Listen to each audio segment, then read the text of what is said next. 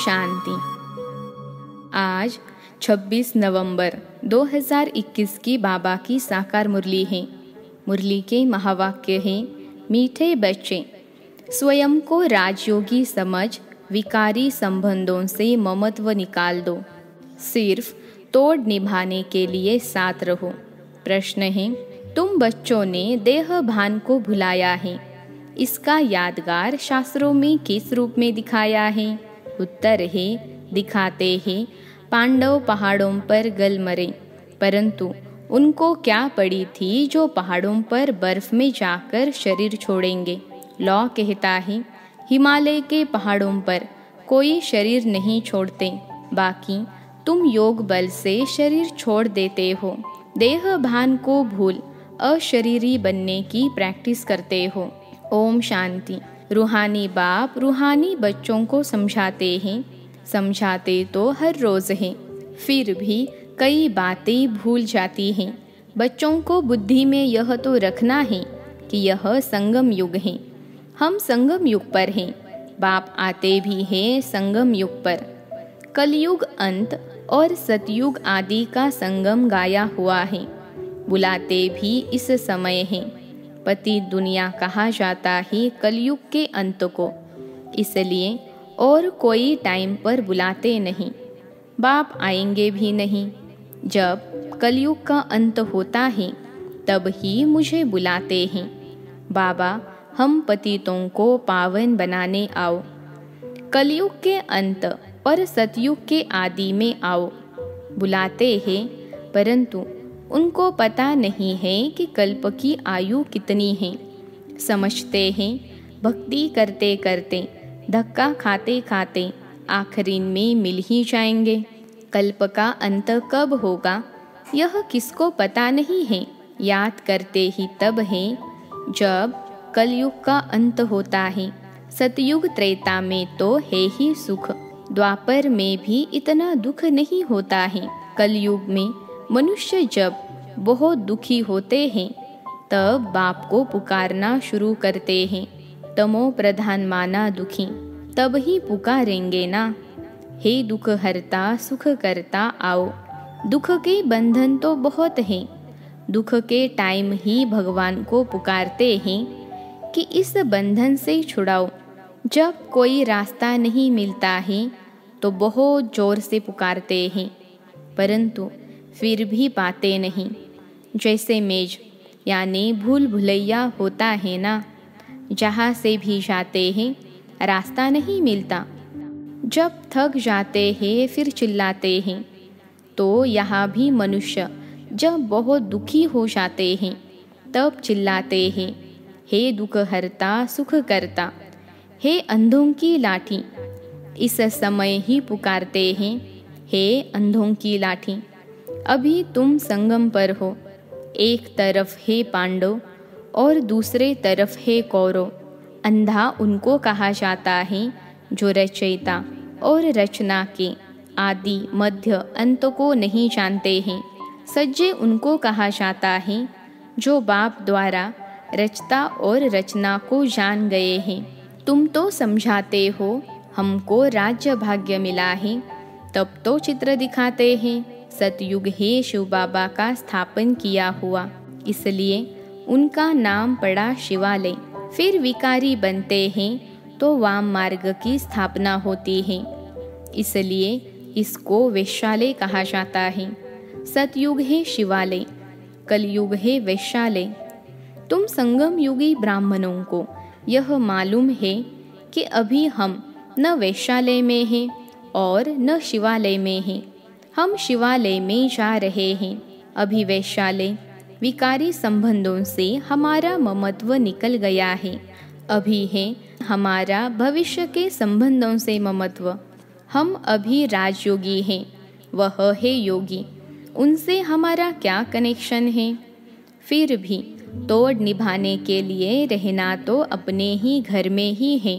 फिर भी ब्राह्मणों से बहुत कनेक्शन रहता है, क्योंकि ब्राह्मणों जितनी ऊंच सेवा और कोई नहीं कर सकते हैं।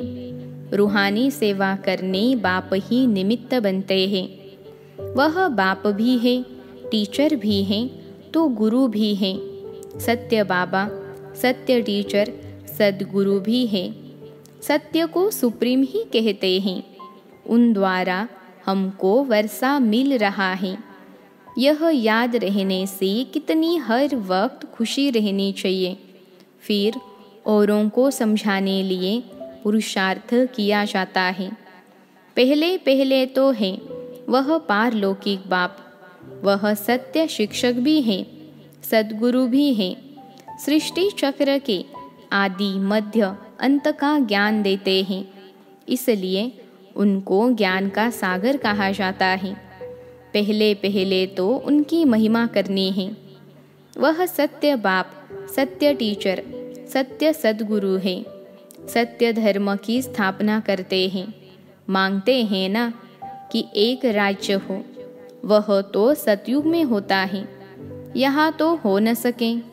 मनुष्य कहते हैं वन वर्ल्ड हो जाए, एकता हो जाए। वर्ल्ड तो एक ही होता है, सिर्फ वर्ल्ड में एक राज्य हो, यह हो सकता है। देवताओं का राज्य था, वहाँ और कोई हंगामे की बात नहीं थी। बेहद का बाप ही आकर राजधानी स्थापन करते हैं। यह भी अब तुम समझ गए हो। बाप ही राजयोग सिखलाते हैं, न कि श्री कृष्ण। उन्होंने कृष्ण के लिए समझ लिया है। राजयोग सिखलाया ही तब जब राजधानी स्थापन करनी थी। बाकी शास्त्रों में तो है महिमा। सिर्फ महिमा करने से कोई राजयोग सिखलाते हैं क्या? वो गीता आदि जो सुनाते हैं, वह कोई राजयोग सिखलाते हैं क्या? गीता सुनाते हैं, वह तो सिर्फ होकर गए हैं, उनकी महिमा करते हैं। भगवान ने जिन्हों को सुनाया, उन्होंने ही राज्य पद पाया। बाकी यह त्योहार आदि सब भक्ति मार्ग के हैं। मुख्य है ही संगम युग की बात। शिव बाबा आते हैं। शिव जयंती के बाद कृष्ण जयंती। शिव बाबा के आने के बाद जरूर नई दुनिया स्थापन होगी। कृष्ण तो है सतयुग का मालिक। शिव बाबा ने आकर कृष्ण को ऐसा बनाया। एक कृष्ण को थोड़े ही ज्ञान दिया होगा, कृष्ण पूरी स्थापन की होगी। आत्मा को तमो प्रधान से सतो प्रधान बनाने के लिए योग सिखाया है। तुम ही फिर सतो रजो तमो में आते हो ना। ऐसे नहीं कि सतयुग में ही तुमको बैठ जाना है। 84 जन्मों का हिसाब भी है। सतयुग के बाद त्रेता जरूर आना ही है। दिन के बाद रात होनी ही है। सतयुग की स्थापना कौन करते हैं, कैसे करते हैं? क्योंकि सतयुग है ही नई दुनिया। बाप कहते हैं हम पुरानी दुनिया बदलते हैं। यह वही महाभारी महाभारत की लड़ाई मुसलों की है। कहते हैं पांडव भी थे, पांडवों की जीत हुई, स्वराज्य मिला है जरूर। तो स्वराज्य में आएंगे ना। शरीर भल कहाँ भी छोड़े, राजाई में तो आना है। लॉ कहता है हिमालय पहाड़ों पर कोई शरीर छोड़ते नहीं हैं। योग तो यहाँ ही सीखते हैं। योग बल से ही शरीर छोड़ना है। उनको क्या पड़ी है जो पहाड़ों पर बर्फ में जाकर शरीर छोड़ेंगे। यह भी गपोड़े हैं। जैसे सर्प पुरानी खाल छोड़ नहीं लेते हैं, वैसे आत्मा भी एक शरीर छोड़ दूसरा लेती है। शांति धाम में जाकर फिर आएंगे सतयुग में। बाबा ने समझाया है सतयुग में शरीर छोड़ेंगे तो आपे ही अपने समय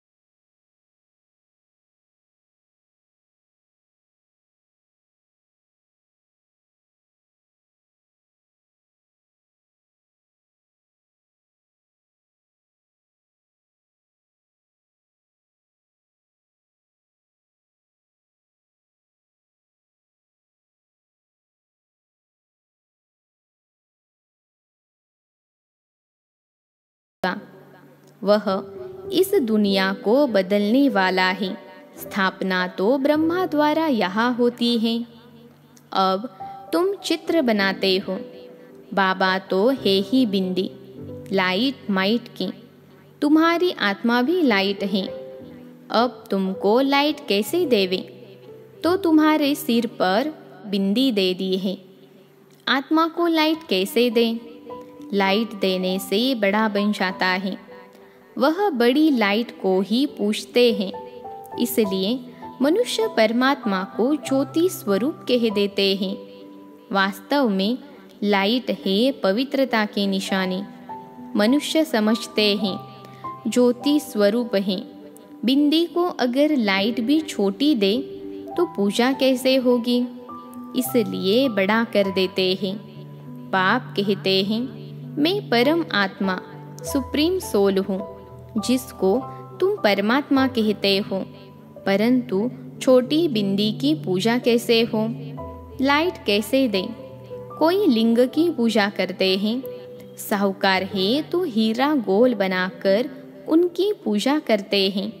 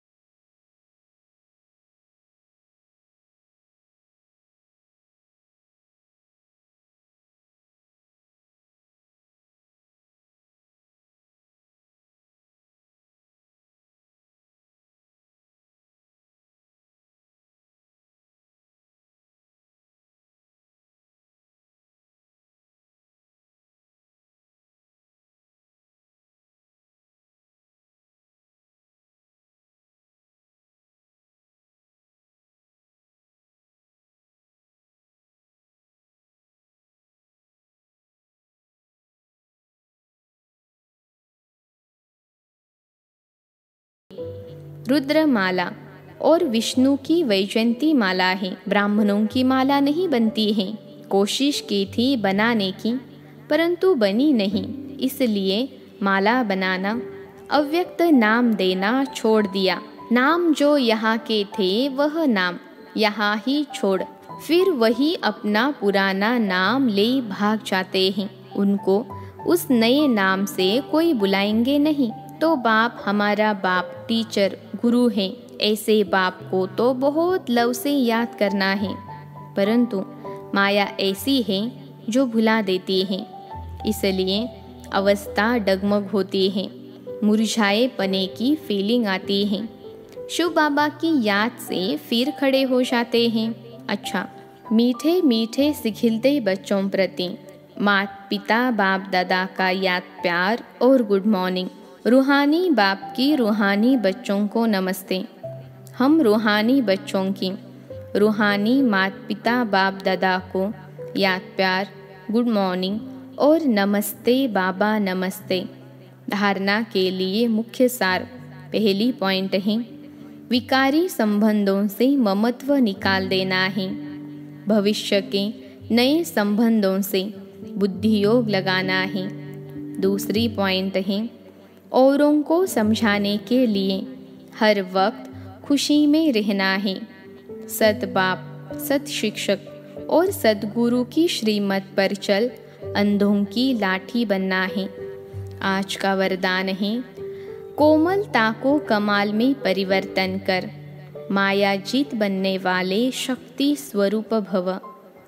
कोमलता को कमाल में परिवर्तन कर, मायाजीत बनने वाले शक्ति स्वरूप भव। विश्लेषण है, शक्ति स्वरूप बनने के लिए कोमलता को कमाल में परिवर्तन करो। सिर्फ स्वयं के संस्कारों को परिवर्तन करने में कोमल बनो। कर्म में कभी कोमल नहीं बनना, इसमें शक्ति रूप बनना है। जो शक्ति रूप का कवच धारण कर लेते हैं, उन्हें माया का कोई भी तीर लग नहीं सकता। इसलिए आपके चेहरे, नयन, चैन से कोमलता के बजाय शक्ति रूप दिखाई दे, तब मायाजीत बन पास विद ऑनर का सर्टिफिकेट ले सकेंगे। आज का स्लोगन है, त्रिकालदर्शी की सीट पर सेट होकर हर कर्म करो तो माया दूर से ही भाग जाएगी। त्रिकालदर्शी की सीट पर सेट होकर हर कर्म करो तो माया दूर से ही भाग जाएगी। अच्छा, ओम शांति।